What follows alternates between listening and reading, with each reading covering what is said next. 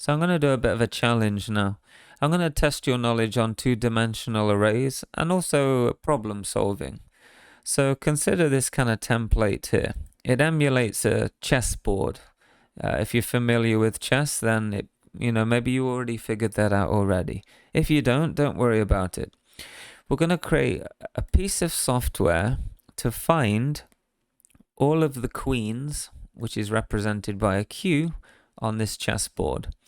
Now this is what the chessboard looks like. We have a castle, a rook, a bishop, queen and a king, all the pawns, some empty squares represented by zeros, and the other player's pieces as well.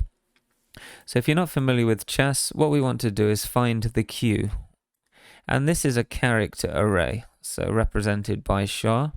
And in a character, they all go in single quotes, and you can only have one letter inside. Otherwise, it throws an error. So what we want to do is find the Qs in this two-dimensional array, and then output them to the window. So how do we do this? How do we find something? So here's our 2D array. How do we kind of pick out these queens? Well, what we want to do, we want to test each one. Is this a Q? No. Is this a Q? No, etc., etc. So in your head, you should be thinking, okay, a loop. We need a loop. But because there's more than one dimension, so we need to check going across, we also need to check going down. So we check all of these, go down one, check all of these, down one, check all of these. So in your head, you should be thinking, okay, we need a loop and we need two of them. We already know how many iterations we need because we have 8 going across and 8 going down. So you should think, okay, 2 for loops. 4 because we know the number of iterations, and a loop because we have to check something over and over. So let's do 2 for loops. So the first loop I'm going to do is the while loop, and that will kind of move downwards. So let's start with that. We're going to start with 0 because all indexes start at 0. This is slot 0. So 0 there. Y is less than. Now we want to get the length of this dimension here. So how do we do that? We take the name of our 2D array here, period, and then we want to use the getLength method. And when we open parentheses on there, it asks me for a dimension. Well, this is the first dimension, so I'm going to put 0 in here. So that gets the first dimension.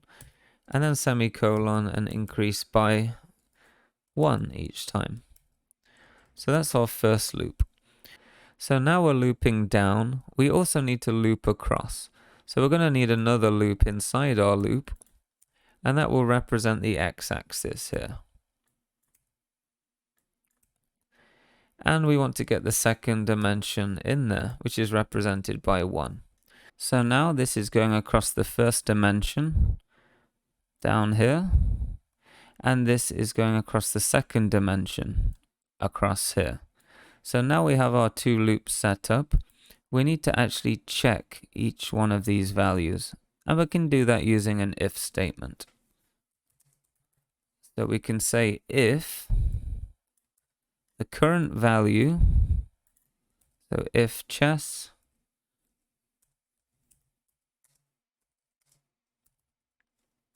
is a queen, and I'm just going to say queen found at this location.